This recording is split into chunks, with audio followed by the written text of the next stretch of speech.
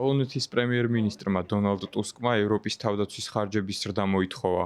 სტრასბურგში ევროპარლამენტში სიტყვით გამოსვლისას დონალდ ტუსკმა დონალდ ტრამპის განცხადებებზე ისაუბრა და აღნიშნა, რომ თავდაცვის ხარჯების მთლიანი შიდა პროდუქტის 5%-მდე გაზრდა ევროპელებმა გამოწვევად უნდა მიიღონ. ევროპა რომ გადარჩეს, უნდა შეიარაღდეს. ეს ჩვენი არჩევანი არაა. მე არ ვარ მილიტარისტი. დონალდ ტუსკი ევროპის სახალხო პარტიის წევრია და თავისი განცხადებებით თანაპარტიელებიც მიიმხრო.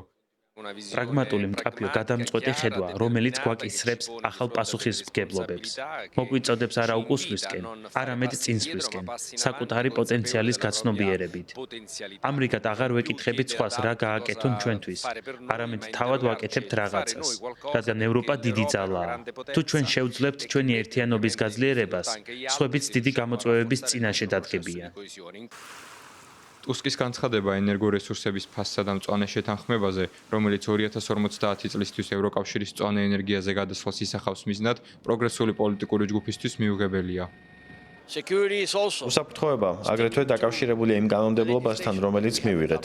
ეს კანონმდებლობა უკან დახევის საშუალებას არ გვაძლევს, როცა საქმე ეხება ჩვენს ვალდებულებას მწვანე შეთანხმების მიმართ.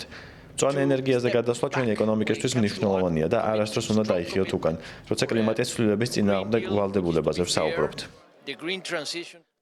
ევროპელი მემარცხენეები მწვანე შეთანხმებაზე უარის თქმას არ აპირებენ.